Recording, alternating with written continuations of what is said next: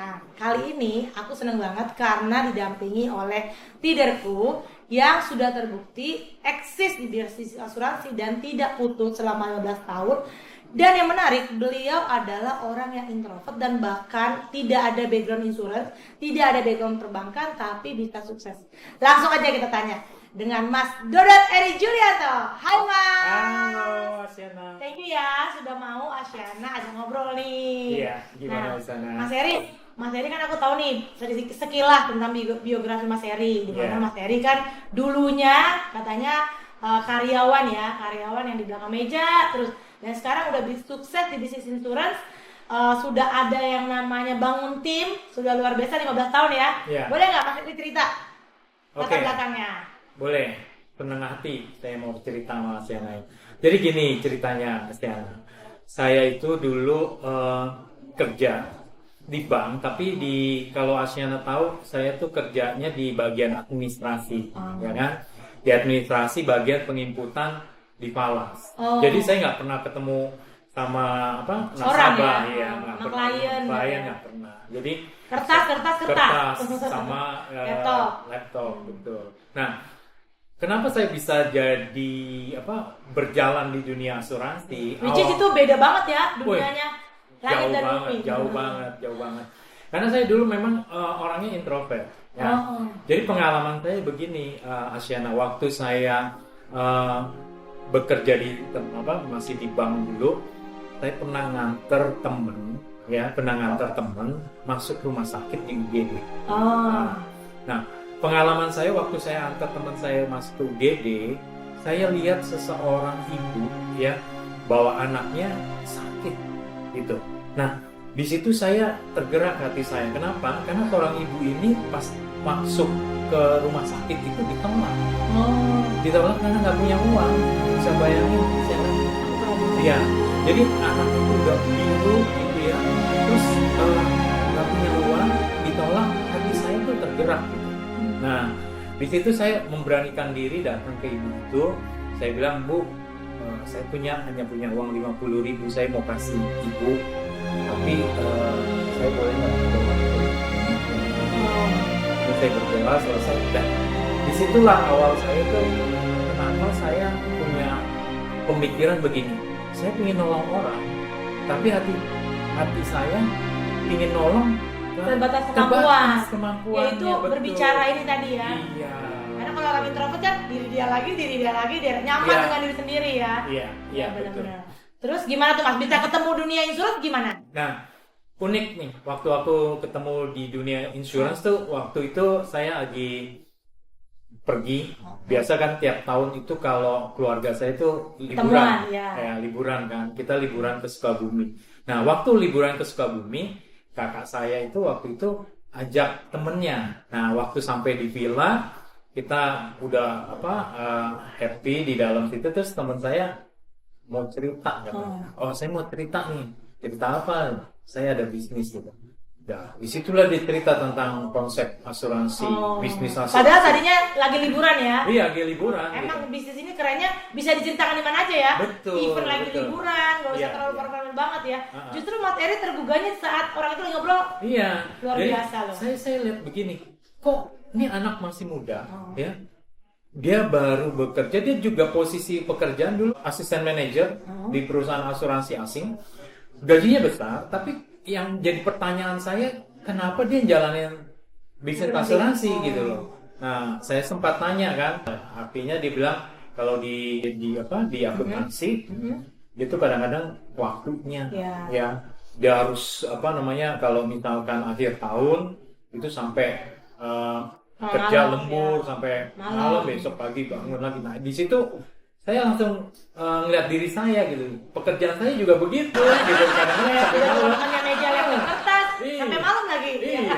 Itu garis. Tapi Mas Eri coba diceritain Mas ya. Kan Mas Eri introvert nih. Yeah. Yang which it males lah ketemu orang, membuka diri gitu. Tapi sekarang di dunia insurance yang menuntut Mas Eri wajib ngomong depan orang. Ngejelasin ke klien gimana tuh bisa perubahan dahsyat. Betul. Memang prosesnya nggak gampang ya, Asyana ya. Waktu saya masuk di dunia insurance, kan saya harus presentasi nih. Pengalaman saya wakti presentasi, waduh, bukan keringet dingin lagi Pak Sena. Jadi saya berpikirnya kan dulu leader temenin gitu ya. Nah, kebetulan leader saya dulu istri saya gitu. Dia yang lebih dulu masuk di dunia asuransi kan. Jadi waktu saya ikutin itu, kita mau janji ketemu orang gitu, saya udah bikin janji nih. Wah, ketemu nih seorang direktur gitu kan. Iya, langsung ketemunya direktur lagi nih. Iya, ketemunya direktur gitu. Jadi saya bikin janji ya. Terus waktu saya ketemu, saya pikir saya ditemenin sama leader saya gitu kan. Ternyata enggak. Kamu harus maju dulu.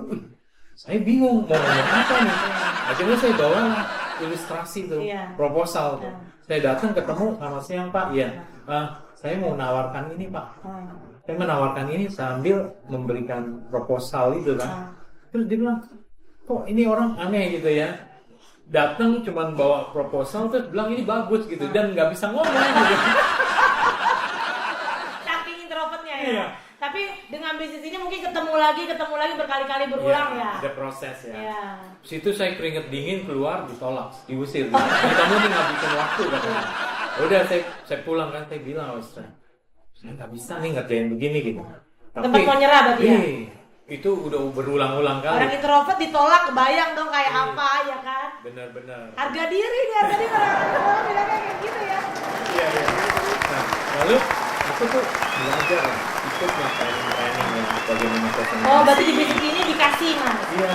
Dikasih untuk bagaimana Mas cara ngomongnya. Cara ngomongnya diajarkan, terus untuk presentasi diajarkan. Mengatasi kegrogian. Iya.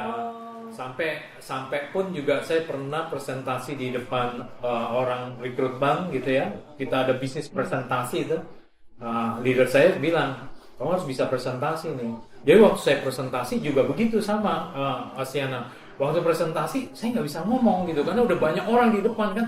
Kaki cuma gitu. Yang pernah berhasil gimana nih? Pertama kali udah PD-nya. Butuh berapa lama? Butuh waktu itu memang cukup lama karena saya memang betul-betul orang yang bisa untuk ngomong ya. Nah, saya belajarnya begini. Jadi waktu itu saya kerja, itu saya masih kerja kan, belum full time. Fokus ya. Belum full time ya. Jadi saya kerja itu biasanya naik angkot, naik angkot. Saya duduk paling depan tuh Asiana. Jadi waktu saya duduk paling depan, saya selalu berusaha membuka pembicaraan dengan sopir gitu. Iya. Jadi training lah itu ya. Apa gitu. Itu bukan buat closing tapi melatih diri untuk bicara. Karena tadi ada kemauan tadi ya. Kan tadi Mas Eri juga bilang bahwa Mas Eri itu mau membantu orang yang tadi Ibu sakit tadi dengan cara dia bisa ngomong dulu dong gitu. Betul, ada bisnis yang bisa bantu dia untuk jadi bawa uang, bisa bantu ibu-ibu yang tadi sakit kan. Seperti itulah contohnya. Sehingga Mas Eri merubah diri. Betul. Dengan praktek melalui supir angkot luar biasa. Terus Mas bisa sampai maksimal gimana? Akhirnya dengan sesering mungkin ya kita ngomong begitu, kok lama-lama enjoy gitu ya. Saya bisa presentasi, bisa berbagi gitu ya.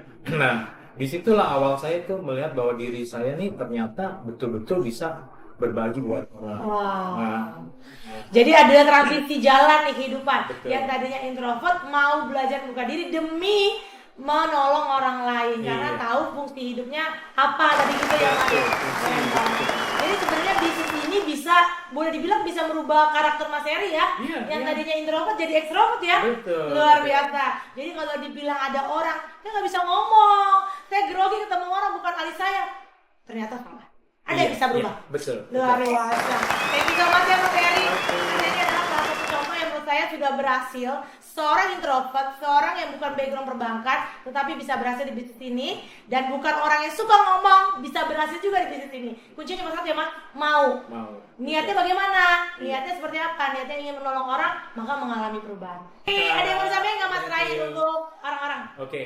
Jadi yang mau saya sampaikan sebetulnya bukan bisa atau tidak bisa, tapi mau atau tidak mau.